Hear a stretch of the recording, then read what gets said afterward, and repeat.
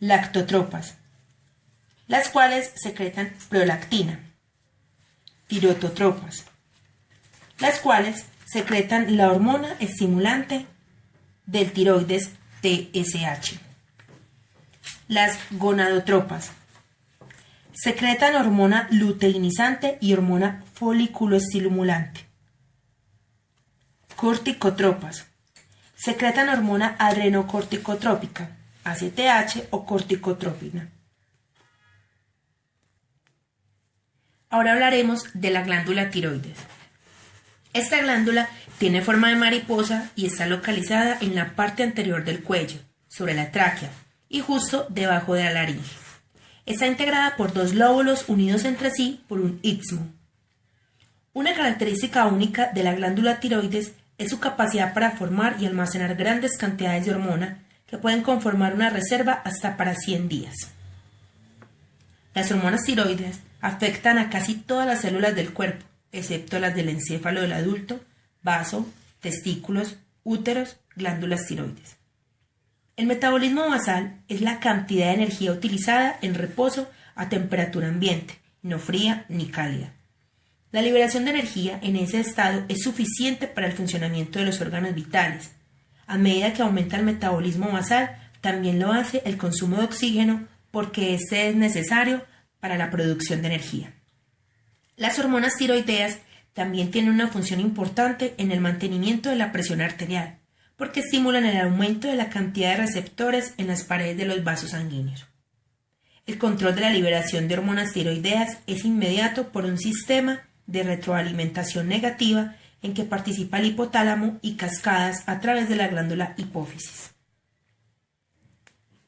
Glándulas paratiroides. Esas glándulas son pequeñas y se localizan detrás de la glándula tiroides.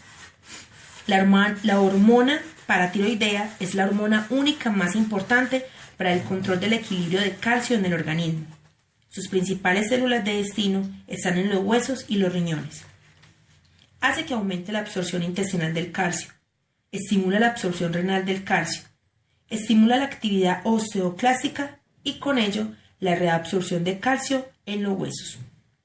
El calcio es importante para la transmisión de impulsos nerviosos, participa en la contracción muscular y también es necesario para formar factores de coagulación en la sangre. La regulación de la síntesis y secreción de hormona paratiroidea es una respuesta a la concentración sanguínea de calcio que es vigilada por las células de la glándula. Cuando esta concentración es baja, se incrementa la síntesis y secreción de hormona paratiroidea. Glándula suprarrenal. Se ubica arriba de cada riñón y son muy vascularizadas. Se divide en dos, médula suprarrenal y corteza suprarrenal. En la primera se liberan catecolaminas, las cuales liberan adrenalina, noradrenalina y dopamina. Produce efectos metabólicos, aumenta la frecuencia cardíaca, induce la angustia y el miedo y hay vasoconstricción de la piel. En la segunda se producen las hormonas esteroideas.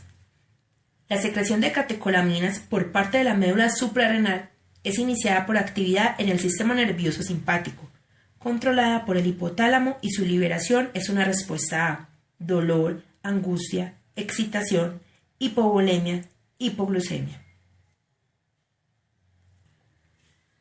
Páncreas. Se trata de un órgano elongado que se localiza junto al primer segmento del intestino delgado. El páncreas está formado por dos tipos de tejidos distintos. Este tejido produce y secreta hacia el intestino delgado un líquido con abundancia de enzimas digestivas. Cada islote tiene tres tipos principales de células, cada uno de los cuales produce una hormona distinta. Células alfas que secretan glucagón, células beta que constituyen el más abundante de estos tres tipos y secretan insulina, células delta que secretan somatostatina. Los distintos tipos de células de cada islote están distribuidos en un patrón establecido. Las células beta se encuentran en la parte central del islote, rodeadas por células alfa y delta. El páncreas está inervado por los sistemas nerviosos parasimpático y simpático, y es claro que los estímulos nerviosos influyen en la secreción de insulina y glucagón. Vamos a hablar de la insulina y el glucagón. La integración del metabolismo energético está controlada principalmente por la acción de las hormonas. La insulina. Esta hormona es bien conocida por su efecto en la reducción de los niveles de glucosa en la sangre, lo que puede realizar porque, primero, facilita el ingreso de glucosa en los tejidos musculares, adiposos y muchos otros. Debe tenerse en cuenta que el encéfalo y el hígado no requieren insulina para facilitar la captación de glucosa. Segundo, estimula al hígado para que almacene glucosa en forma de glucógeno. Sin embargo, además de influir en la concentración de glucosa, se sabe que la insulina tiene efecto en el metabolismo de proteínas y minerales. Por último, también influye en el metabolismo de los lípidos. A medida que los niveles de glucosa en la sangre caen, hay una caída correspondiente en la producción y secreción de insulina. Cuando baja mucho la concentración de insulina en la sangre, disminuye la síntesis hepática de glucógeno y se activan las enzimas que lo degradan. Glucagón. Esta hormona cumple una función importante en el mantenimiento de las concentraciones normales de glucosa en la sangre, sobre todo porque el encéfalo y las neuronas solo pueden utilizar glucosa como combustible.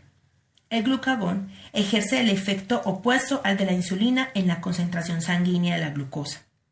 Primero, estimula la degradación del glucógeno almacenado en el hígado. Segundo, activa la glucogénesis hepática, es decir, la formación de glucosa a partir de sustratos como los aminoácidos. Y tercero, ejerce un efecto menor en el reforzamiento y el desdoblamiento de triglicéridos en el tejido adiposo, para proporcionar combustible proveniente de ácidos grasos para la mayor parte de las células, con lo que se reserva la glucosa para el encéfalo y las neuronas. El protagonista de este sistema es tal vez la hormona. Las hormonas. Una célula secreta mensajeros químicos en la sangre o el líquido extracelular que tienen efecto en la función de otras células. A estos mensajeros se les denomina hormonas. Es necesario que exista un receptor al que llegue el mensaje hormonal y actúe sobre él. A medida que circula en la sangre, cada hormona entra en contacto con casi todas las células corporales, pero solo ejerce su efecto específico en las que tienen receptores para ella, las células de destino. Los receptores de hormonas están dentro de las células de destino o en su superficie. La ubicación de cada receptor depende del tipo de hormona que acepta. La mayor parte de las hormonas se componen de aminoácidos.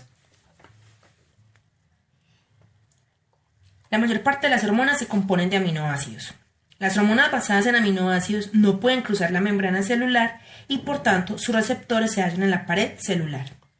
Las hormonas esteroideas sí pueden cruzar la membrana celular porque son pequeñas y liposolubles, de modo que sus receptores se encuentran dentro de la célula. Las hormonas tiroideas, que son muy pequeñas y atraviesan con facilidad la membrana plasmática,